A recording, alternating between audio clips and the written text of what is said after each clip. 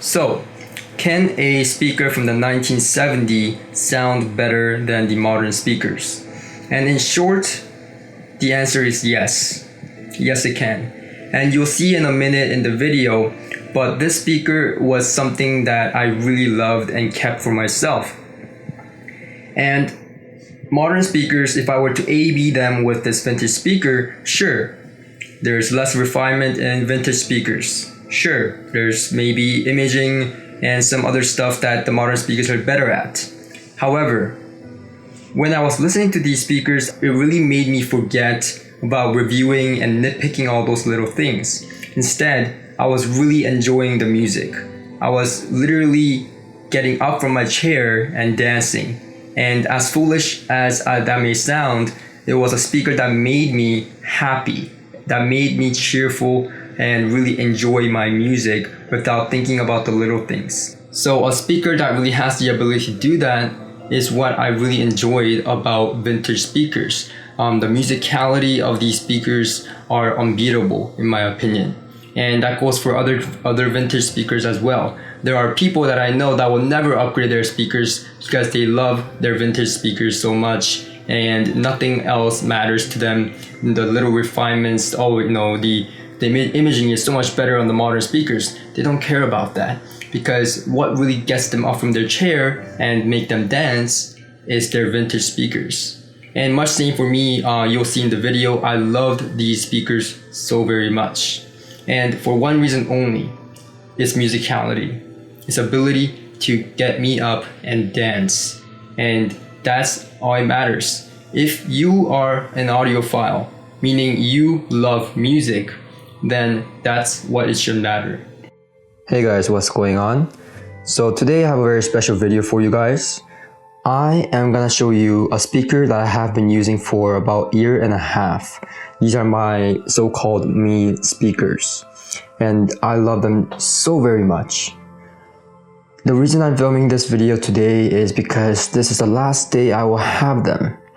I have someone just, about to arrive and take these away from me. So, I'm gonna tell you about these speakers. First of all, these are not modern speakers. They are from the 1970s, and that's older than me. 1970. So what are these? These are JBLs. And no, we're not talking about powered JBL monitors. This is a JBL L300. It's a vintage speaker, obviously from 1970s. And it has a very special design. It is a horn design. So if you see here, the mid-range is a pitch dark horn that extends to way back of the room. I will attach some photos on the screen.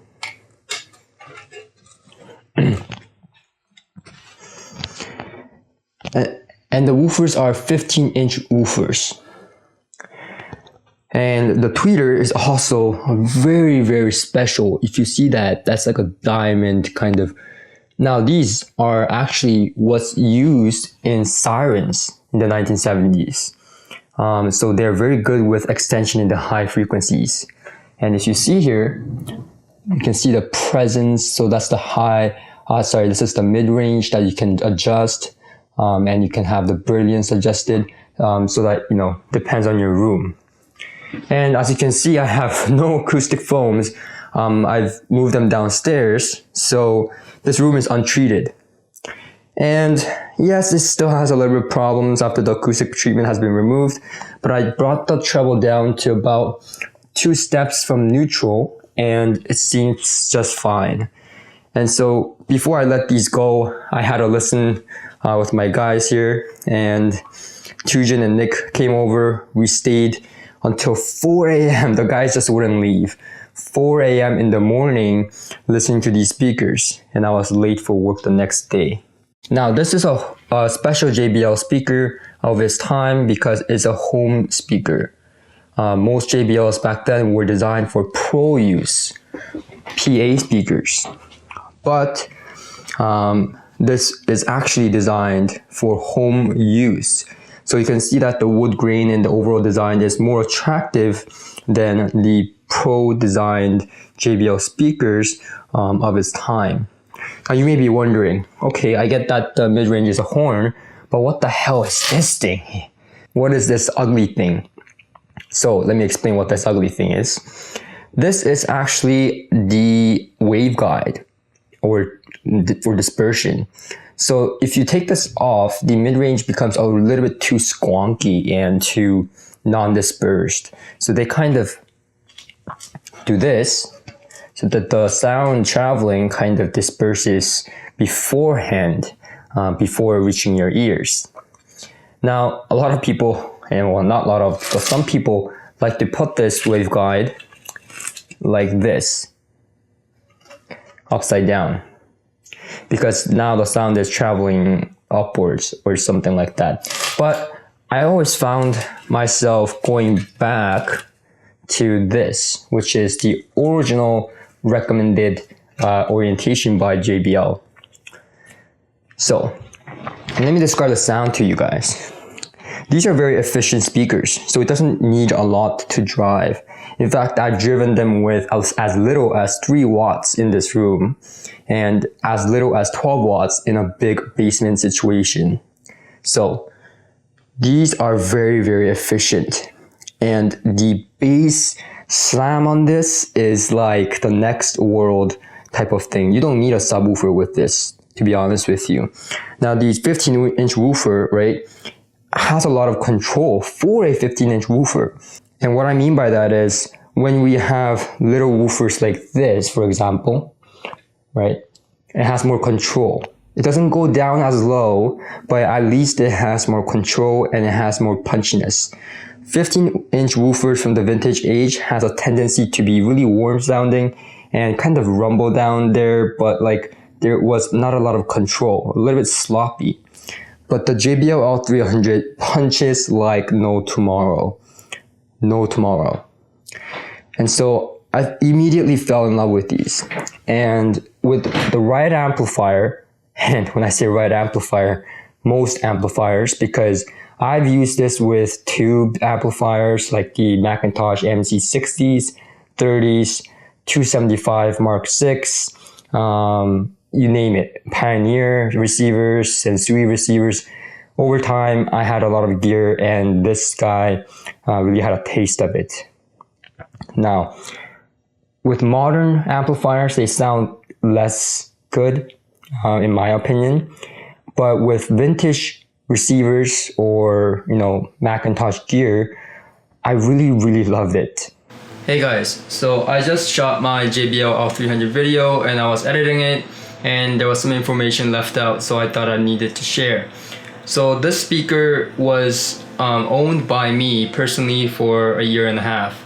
Now this speaker is from the 1970s and is special in that it uses Alnico drivers. And so Alnico drivers stands for aluminum, nickel, and cobalt. So it's a combination of those 3 metals that makes these drivers very special and the sound the way they are, smooth and just beautiful sounding. Now, so before watching this video, please note that the reason I sold these speakers, and yes, I did sell my main speakers, is because my guys and we all came to consensus as a studio that we needed the funds to purchase other review units so I can continue on with my reviews.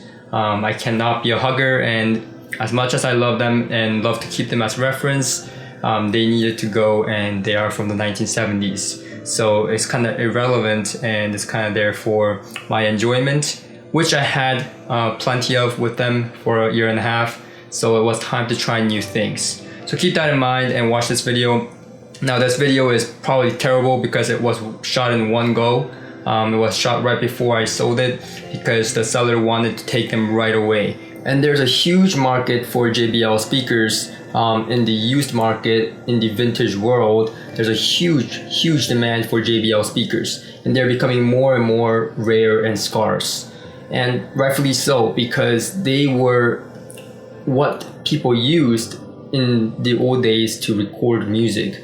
Along somewhere of the mixing and mastering, there was a JBL speaker.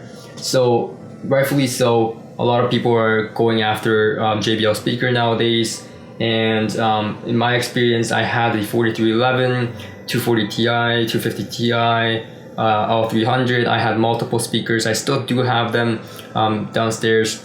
Now, the model I had was the JBL L300, and it was special in that it was the first JBL speaker, I believe, to be meant for homes. So mostly JBL speakers were more for studio monitors, studio purposes, for mixing and mastering. And in fact, the famous Michael Jackson Billie Jean was recorded on a JBL speaker. Well, not recorded, mixed and mastered on a JBL speaker, the 4311, if I remember correctly. And so the JBL L300 was really groundbreaking in that it was the first home speaker, but it was not just made from scratch. It was actually the famous JBL 4333A Blueface version converted into a home version, and they called it the JBL L300.